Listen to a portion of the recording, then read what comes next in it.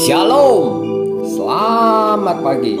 Sate pagi hari ini bertemakan Solidaritas di Sikhar, karya Pendeta Dr. Anda Ismail dari seri buku Selamat Menabur, terbitan BPK Gunung Mulia.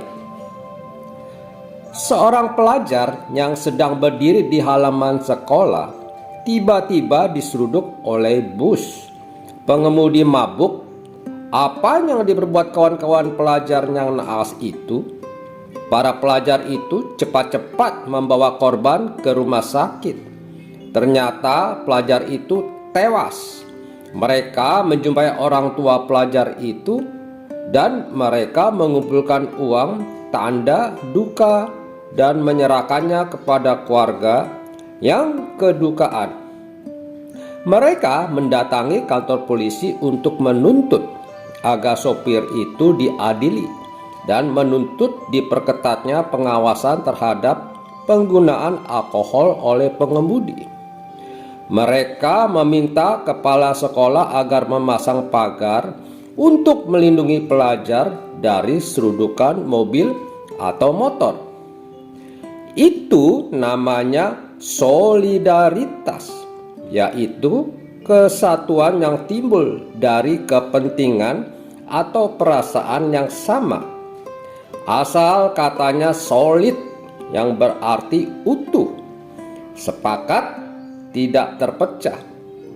Solidaritas mempunyai arti yang positif terhadap keutuhan yang timbul digunakan untuk hal-hal yang berguna atau konstruktif. Solidaritas sangat berbeda dengan fanatisme. Dalam fanatisme, makna kesatuan yang muncul digunakan untuk hal yang buruk atau destruktif. Misalnya, para pelajar tadi memukuli sopir bus itu atau merusak bus itu. Ciri dari fanatisme adalah adanya antusiasme atau semangat berlebihan yang tidak berdasar pada akal sehat, melainkan pada emosi tidak terkendali. Ketiadaan akal sehat itu mudah membuat orang yang fanatik melakukan hal-hal yang proporsional, sehingga akhirnya melakukan hal-hal yang sebetulnya kurang waras. Memukuli sopir itu pun sebenarnya adalah perbuatan kurang waras. Sebab hukuman atas orang bersalah adalah dipenjara sekian bulan atau tahun, bukan dipukuli sekian kali. Lebih tidak waras lagi jika yang dipukuli adalah bus itu. Bukankah bus itu tidak bersalah apa-apa? Menjatuhkan hukuman atas sebuah bus jelas bukan hasil pikiran yang waras. Fanatisme itu bisa juga melahirkan perbuatan yang lebih tidak waras lagi. Misalnya, memukuli semua supir bus yang lewat di situ. Bukankah yang bersalah adalah hanya seorang supir bus? Mengapa sopir-supir lain harus dihukum? Lebih tidak waras lagi jika faktor yang tidak relevan diikut sertakan. Misalnya, sopir tadi berasal dari suku A, maka semua orang suku A dipukuli. Atau supir itu beragama B, maka semua orang beragama B dipukuli. Atau supir itu berkumis, lalu semua orang berkumis dipukuli. Itu sama sekali bukan solidaritas, itu fanatisme. Pendidikan yang berwawasan luas dapat menumbuhkan benih-benih sikap solider. Sebaliknya, indoktrinasi yang kerdil dapat mengakibatkan benih-benih fanatisme. Selama 3 tahun Tuhan Yesus mendidik para muridnya siang dan malam. Selama itu, Yesus tidak pernah menaburkan benih fanatisme. Yang ditaburkan oleh Yesus benih solidaritas. Bahkan benih solidaritas yang ditabur oleh Yesus bukanlah solidaritas yang biasa, melainkan solidaritas yang sangat luar dan inklusif.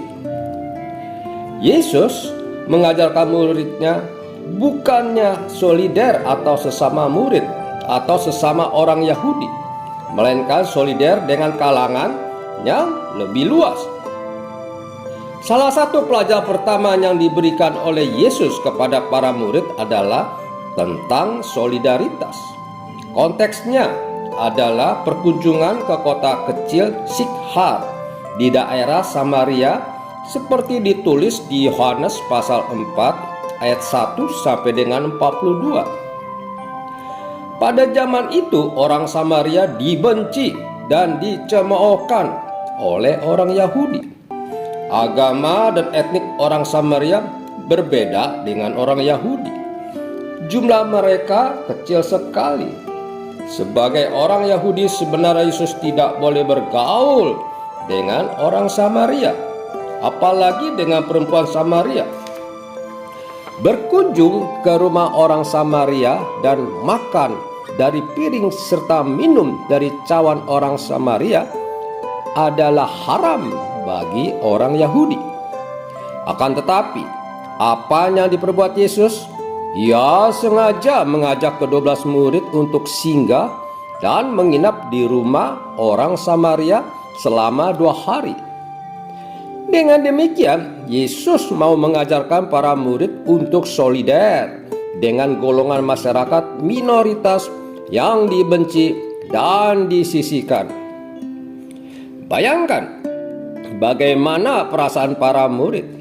Mereka heran mengapa Yesus mau singgah di kota Sikhar yang penduduknya semua orang Samaria. Mereka tercengang melihat Yesus masuk dan duduk dengan santai di rumah orang Samaria. Seumur-umur mereka belum pernah melihat orang Yahudi masuk ke rumah orang Samaria, apalagi menginap di situ. Para murid menjadi semakin canggung dan bingung ketika makanan disajikan. Dengan was-was dan rasa syak wasangka, mereka memandangi makanan itu. Mereka melirik kepada Yesus. Tidak salahkah ini? Bukankah semua ini haram? Yesus memang betul-betul melawan arus. Ketika semua orang Yahudi membenci orang Samaria, Yesus malah mengajak muridnya untuk solider dengan orang Samaria. Bagi Yesus, solidaritas tidaklah sebatas pada orang sebangsa dan seagama saja, tetapi justru dengan orang-orang yang selama ini kita perlakukan sebagai musuh agama dan bangsa kita, atau yang memperlakukan kita sebagai musuh agama dan bangsa mereka. Amin. Mari kita berdoa. Bapa Surgawi, kami bersyukur dapat merenung firman Tuhan pada pagi hari ini. Biarlah kami banyak belajar mengenai solidaritas dan juga toleransi kepada sesama kami yang minoritas. Amin.